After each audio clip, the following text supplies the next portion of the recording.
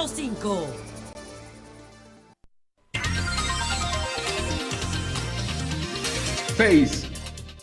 6:59. Buenos días, dominicanos, dominicanas, ciudadanos, ciudadanas del mundo.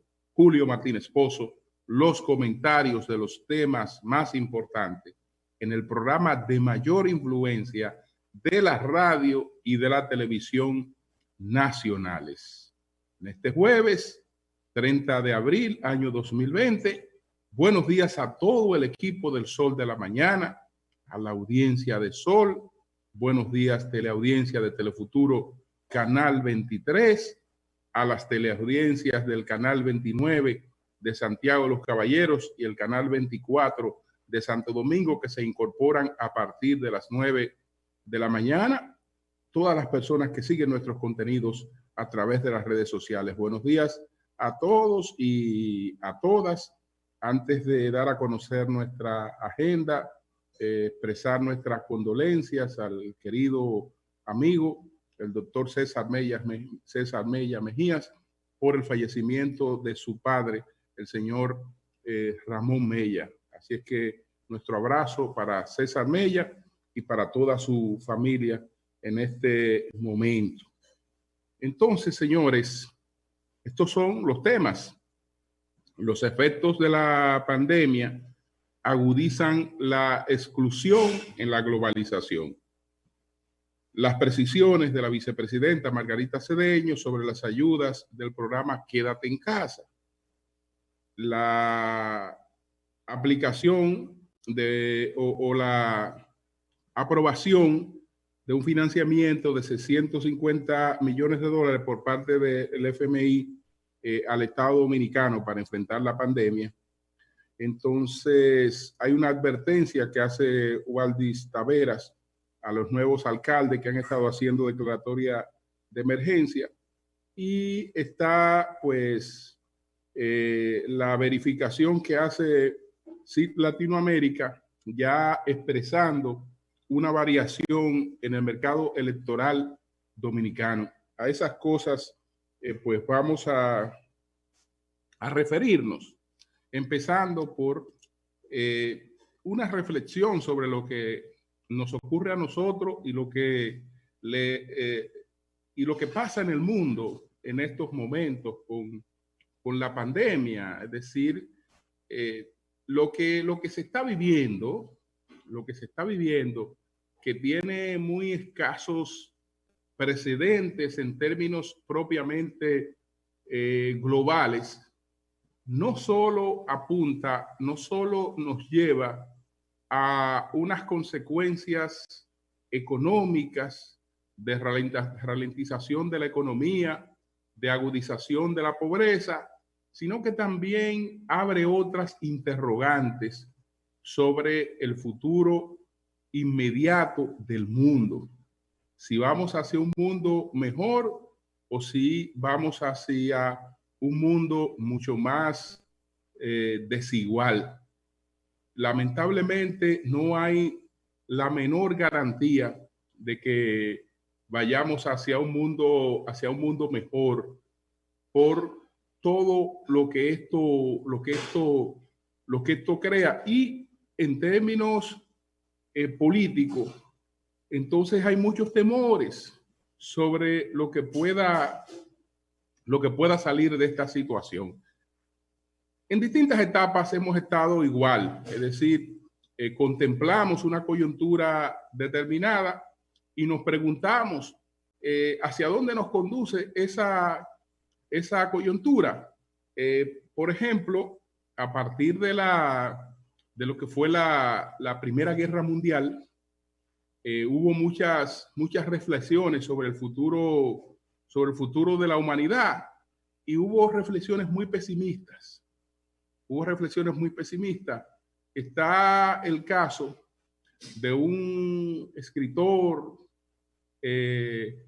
que estudió mucho todo lo que fueron las sociedades secretas y todo lo que fueron los movimientos esotéricos, y él escribió un libro que se tituló el título en español es el establecimiento oculto.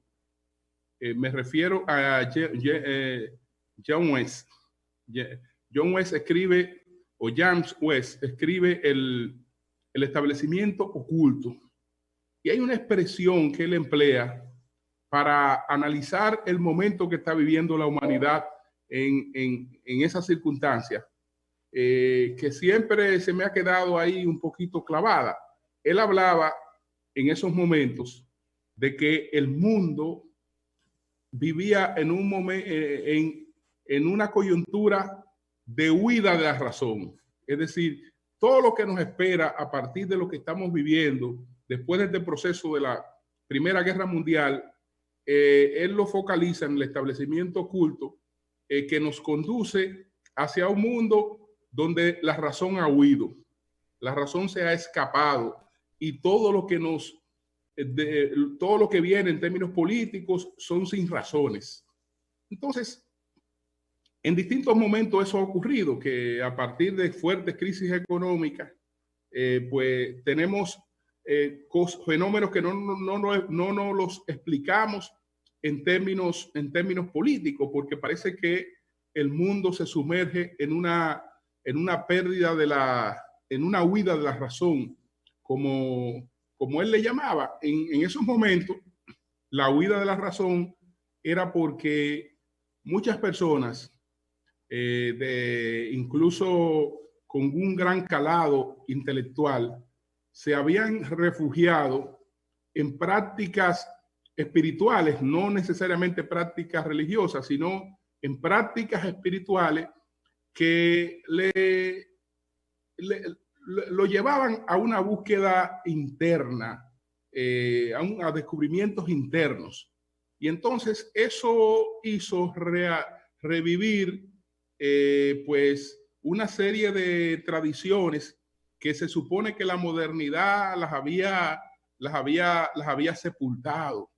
Entonces, por eso es que él habla de que, bueno, estamos hacia atrás, porque con los movimientos de la ciencia, con una serie de cosas, habíamos creído que esta etapa se sepultaba. Fíjense que vino este conflicto y ahora la gente se nos está volviendo mucho más espiritual, está buscando más explicaciones que antes solo la confiábamos a la ciencia, ahora la gente la quiere encontrar en otras esferas y en otras áreas. A eso que se refiere lo de la pérdida de la razón. En esta coyuntura, por ejemplo, ¿por qué no hay esperanza de que, pese a que esto nos ha enviado, digamos, un mensaje de solidaridad, nos ha dicho lo frágil que es la vida, nos ha dicho que hay que ir más a las cosas sencillas, buscar las satisfacciones, etcétera? ¿Por qué no hay garantía de un mundo mejor? No la hay, porque estamos hablando de la acumulación de una crisis sobre otra crisis. El modelo económico mundial, la sociedad que para nosotros es la sociedad modélica, es la sociedad estadounidense. Esa sociedad, antes de que llegara el COVID-19, tenía a más de 40 millones de personas viviendo en pobreza. Los Estados Unidos de América, más de 40 millones de personas viviendo en pobreza. ¿Qué resulta? Que esta situación ha destapado una pobreza que para mucha gente no existía, porque mucha gente no estaba bajo los niveles de pobreza, pero ahora se descubre que sí está bajo los niveles de pobreza, porque la forma de hacinamiento en la que vive mucha gente, para la que eso no era un problema y no había sido un problema hasta la llegada del COVID-19, es un signo de pobreza. Es un signo de pobreza, pero la gente, si estamos viviendo juntos, un grupo de personas aquí, estamos teniendo nuestros ingresos y yo estoy ahorrando y yo mando mi dinerito para allá, etcétera, yo no soy pobre, pues yo como todos los días, hago mi cosa, me compro mi ropita, yo no soy pobre. Pero ¿qué resulta? Que ahora sí se ha descubierto otra gran franja de pobreza con esa vida en hacinamiento que ha sido la que ha arrastrado la mayor cantidad de muertes y contagios en los Estados Unidos. Y esa sociedad no tiene una respuesta inmediata para eso, porque no hay en ninguno de los proyectos políticos se está planteando, si no se estaba planteando antes, solventar parte de todas las carencias que habían sido arrastradas por un proceso de globalización que ha globalizado y ha protegido los intereses del capital, no así los intereses de la mayoría de la gente y de la gente trabajadora. Pues la verdad es que el futuro es pésimo. Y eso se transfiere a nosotros y se transfiere realmente a todas las economías. Nosotros vamos a celebrar próximamente el 1 de mayo y lamentablemente nosotros todavía aquí nos estamos preguntando por reivindicaciones y por una serie de cosas que hoy no son el debate en el mundo, lo que tiene que ver con el empleo. Yo mañana como trabajador soy más pobre porque una serie de cosas de las que dispongo hoy, no hay manera de que el mercado laboral me la garantice mañana, porque el mercado laboral no tiene para mí ni siquiera la garantía de un empleo, y no importa que sea una persona capacitada. Resulta que me he capacitado para muchas de las cosas que van a desaparecer, y si no tengo capacidad, mucho menos. Entonces, estamos ante un mercado laboral que ya de por sí, antes de esta crisis, tenía un amplio debate sobre todo este proceso de desplazamiento que se va a producir y que se lleva de paro el empleo de muchas personas sin que haya un plan específico para garantizar la subsistencia de esas personas. Entonces, lo que tendremos son en todos los países de las principales economías y sobre todo en Estados Unidos, agudización de la pobreza y un mayor fortalecimiento de las oligarquías, de los grupos minoritarios que ven crecer y multiplicar sus riquezas, pero lo que es la inmensa mayoría, lo único que les espera es un mayor grado de precarización. Entonces, bueno, en ese sentido, vámonos a algunas cosas del plano local por razones de tiempo.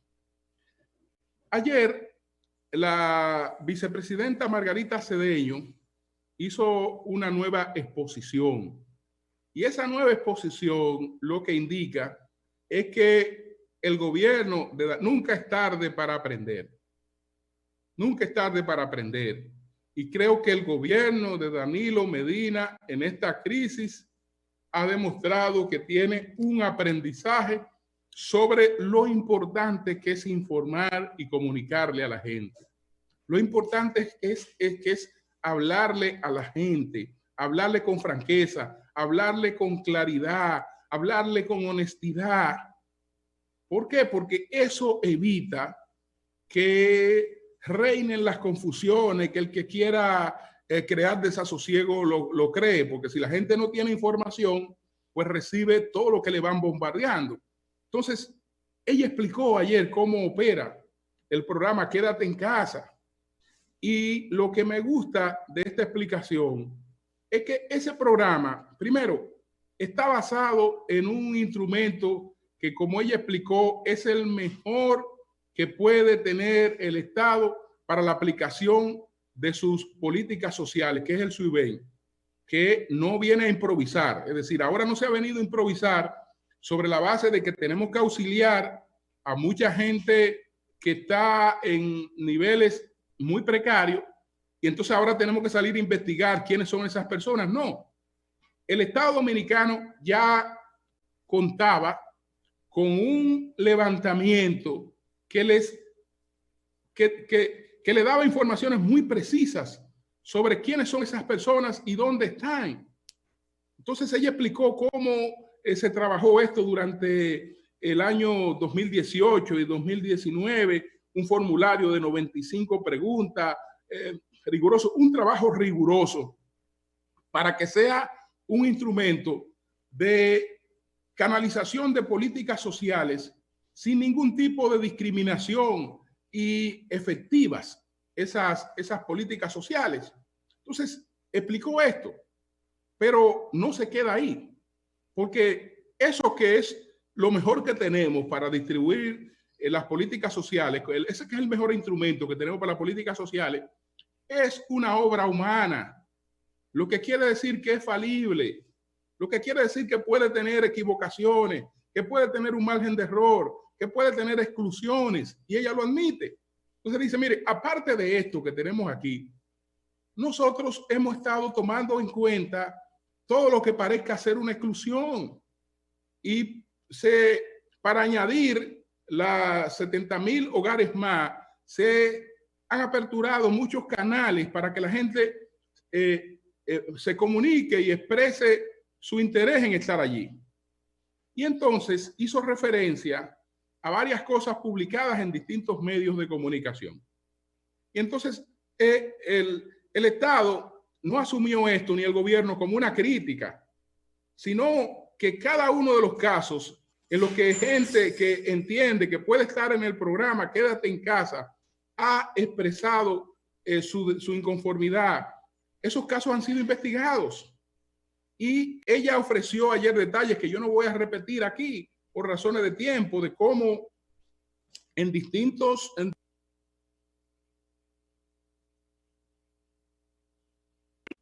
Julio, se cerró el micrófono. Se cerró el micrófono. El caso, por ejemplo, del dique, el caso de un sector que se llama Dionisio Abajo, en Peralvillo, el caso de la Sursa, etcétera. Ella explicó, mire, allí se quejaron tantas personas a través de este mecanismo. Investigamos. ¿Qué resulta? Ahí habían personas que ya en sus hogares estaba el programa, y este es un programa por hogares. Habían otras personas que no le correspondía y habían algunos que sí le correspondía. Entonces, bueno, que una señora se quejó que quería estar ahí. Bueno, esa señora aparece cotizando 26,000 pesos en la tesorería de la Seguridad Social con un salario de 26,000 pesos, por lo tanto no clasifica, etcétera. Es decir, que todas las cosas se están indagando y se está procediendo con justicia dentro de lo que son las posibilidades de ese programa, con transparencia, con seriedad. Entonces, básicamente esa fue su exposición de ayer, es decir, explicar cómo es que está operando esto. Eso no es que se ha inventado ahora y vamos a salir a improvisar y fulano recomendó a Perencejo y a Sutanejo y está fulano porque tiene cuña y yo no estoy. No. Ahí el criterio de estar ya estaba previamente establecido, más todo lo que se le pueda añadir en justicia, y eso es importante dentro de estas explicaciones que ofreció ayer Margarita Cedeño. Entonces, por otra parte, el crédito de 650 millones de dólares que aprobó el FMI. Entonces, bueno, aquí tengo la nota. El Fondo Monetario Internacional, FMI, aprobó la solicitud de la República Dominicana de asistencia financiera de emergencia bajo el instrumento de financiamiento rápido, equivalente a 477.4 millones aproximadamente, porque estamos hablando seguro de euro ahí, entonces son aproximadamente 650 millones de dólares, o el 100% de la cuota para satisfacer las urgentes necesidades de la balanza de pago derivada del brote de la pandemia de COVID-19. La pandemia ha debilitado significativamente las perspectivas macroeconómicas del país para el 2020 y ha creado necesidades de financiamiento que requieren apoyo adicional. Entonces, dice que esto proporciona recursos oportunos a las autoridades que tienen la intención de utilizar para gastos esenciales de salud relacionados con el COVID-19 y apoyar a la población vulnerable. Las autoridades también buscan asistencia de las instituciones multilaterales para absorber el shock macroeconómico las autoridades dominicanas están implementando adecuadamente un paquete de medidas fiscales macroprudenciales y la supervisión junto con la flexibilización monetaria para mantener las actividades económicas. Y ahí explican la razón de la aprobación de este crédito. Hay un dato que no ofrecí hace un momento cuando me referí a la situación en la que queda el mundo tras esta pandemia y todo lo que marca una agudización de la pobreza y pérdida de empleos que con la normalidad no estarán recuperados. No estarán recuperados. Entonces me faltó dar el dato que está ofreciendo la OIT, la Organización Internacional del Trabajo, en su tercera evaluación sobre el impacto de la pandemia en el empleo. Está hablando la Organización Internacional del Trabajo de 436 millones de empleos que colapsan.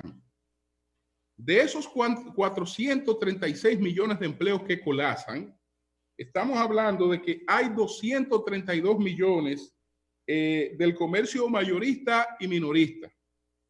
Hay 111 millones de empleos del turismo. Hay 52 millones de empleos de los hoteles y hay 42 millones de empleos en otras actividades. Entonces se está diciendo la OIT que la única manera que puede subsanarse esta situación, que puede más o menos ir a un daño controlado, es con el auxilio de los gobiernos. Porque la OIT en esta evaluación, usted sabe cuáles son las empresas que está contemplando. No es que estos son todos los empleos que están suspendidos en el mundo. Hay mucho más. No, la OIT se está refiriendo a empresas que no tienen ahorros y que tienen serias limitaciones para el acceso al crédito. Esas son las que se está refiriendo. Por eso habla de un colapso. No son aquellas empresas que una vez se restablezca esto, ellas se restablecen, tienen su propia capacidad de financiamiento, etcétera, y enfrentan la crisis. No, se está refiriendo a un tipo de empresas muy particulares que no tienen capacidad de ahorro y que no tienen realmente acceso al crédito. Y por eso le está diciendo a los gobiernos, son ustedes los que tienen que ayudar a esas empresas.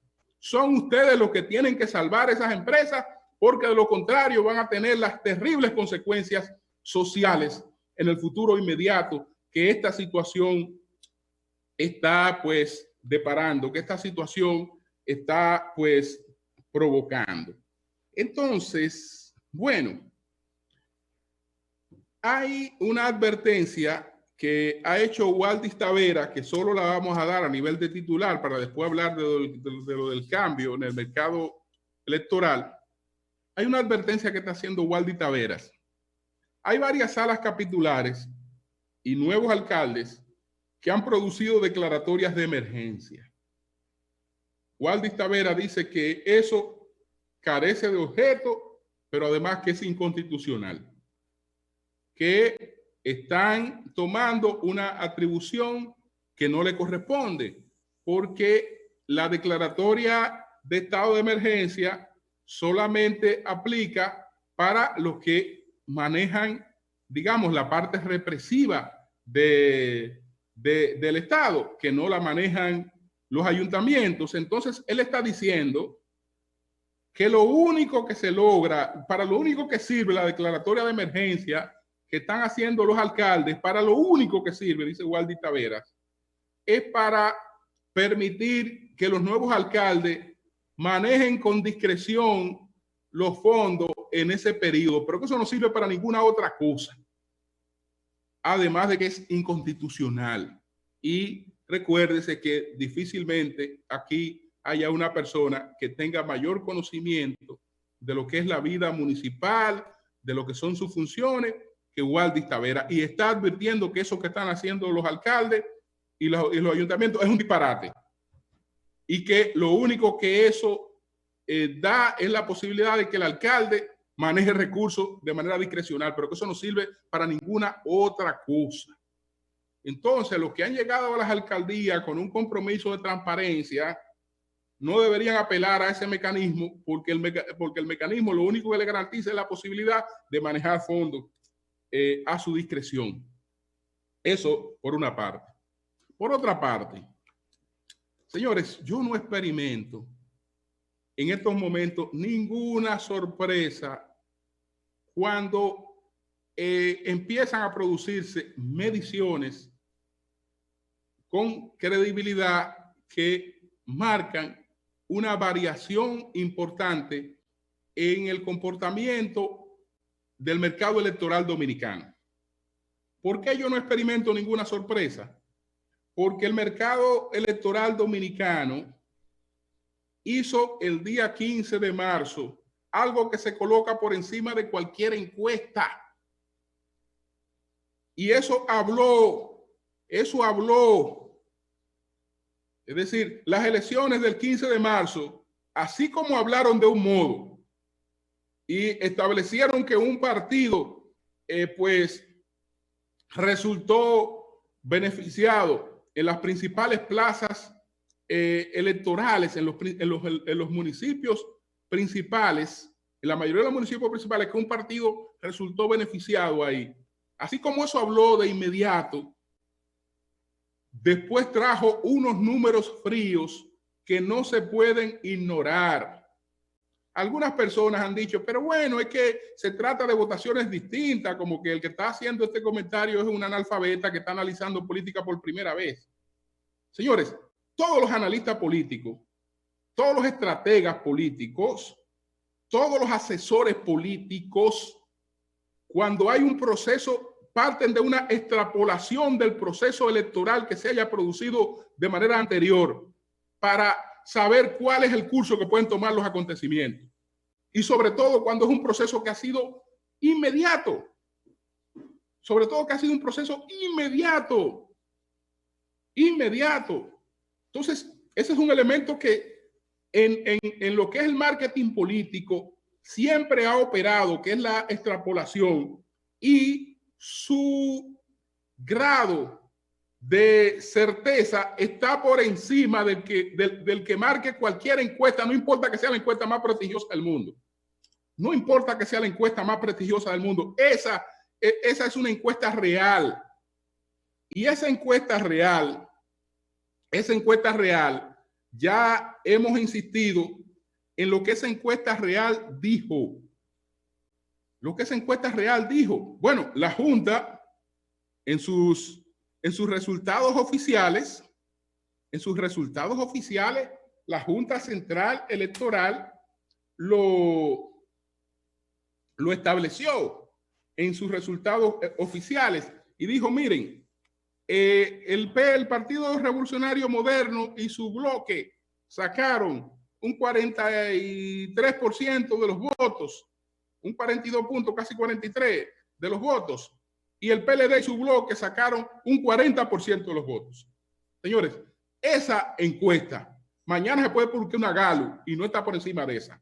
Se puede publicar la que sea y no está por encima de esa. Ahora, ¿qué resulta?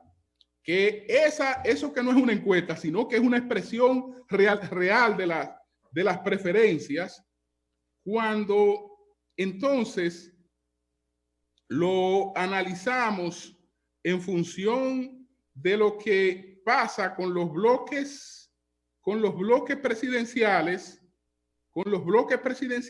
entonces decía lo siguiente: PLD, sí, Gonzalo Castillo, el bloque del PLD, ¿cuánto alcanzó en esas elecciones adversas para el PLD? ¿Cuánto alcanzó? 43.85%. ¿Cuánto alcanzó el PRM en esas elecciones que fueron beneficiosas para el PRM? 43.48%. ¿Cuánto alcanzó el bloque que encabeza Leonel Fernández? 9.89%. 9.89%. Es decir, esa es una realidad que es a partir de la cual ya usted empieza a hacer los análisis de cuál es el proceso posterior, porque esa es una expresión de la realidad. Entonces, ya vemos cómo esos resultados también ofertaban otros datos que yo no sé si menospreciar esos datos en unas elecciones que son presidenciales y congresuales. ¿Se puede menospreciar el dato que dan esos resultados electorales de que el PLD ganó en 22 provincias, incluyendo en algunas provincias donde perdía la cabecera del municipio, ganaba la provincia? Lo que vienen son unas elecciones congresuales. Entonces, ese dato es menospreciado. Ese dato después puede sorprender de que mire que hubo cambios. No, y ese dato se expresó de manera muy concreta. Eso puede cambiar tal vez para mejorar o tal vez para empeorar, quién sabe, la circunstancia que se presente. Pero eso es un dato concreto que está ahí en esos resultados de esas elecciones. Entonces, ahora, ayer se dieron a conocer los resultados de una encuesta de CID Latinoamérica. Que esa encuesta, pues, dice que esa fue del 23 al 24 de abril. Gonzalo Castillo, 40%. Luis Abinader, 38%. Leonel Fernández, 8%. Guillermo Moreno, 2%. 2%. ¿Qué ocurre? Que hay un 4% que todavía que no está con ninguno, y hay un 5% que todavía no sabe. Hay una cosa que es importante también observarla.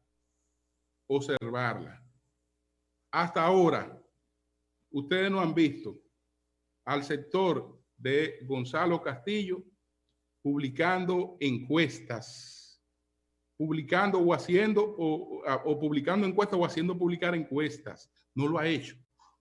¿Por qué? ¿Por qué cosas que no estaban ocurriendo antes, sí ahora estamos viendo con cierta frecuencia que se publica que una encuesta de Santiago, que se publica que una encuesta de La Vega? Estoy hablando en el caso específico de Gonzalo, no estoy hablando de las elecciones municipales. ¿Por qué? ¿Por qué? Bueno, evidentemente que porque los resultados han pasado a ser distintos que los resultados que hacían esas mismas mediciones en otro momento. Entonces, la gente solamente da a conocer las cosas cuando les resultan favorables. Entonces, hay una situación distinta en el mercado electoral dominicano. Ahora bien, todavía no sabemos, y eso es lo que habrá que proyectarse en el futuro, si el cambio pudiera alcanzar a un resultado en primera vuelta. Pero de que el cambio se ha producido, el cambio se ha producido. Sin duda alguna que se ha producido, y ese cambio, como hemos demostrado, ya estaba reflejado en los propios resultados de esas elecciones municipales que en principio tuvieron una lectura, pero la lectura no era completa, porque la lectura había que aguardar por todos los números de los votos y entonces verla con frialdad para ver los pros y los contras. Entonces, señores, vamos a nuestra pausa para continuar con los comentarios. Cambio y fuera.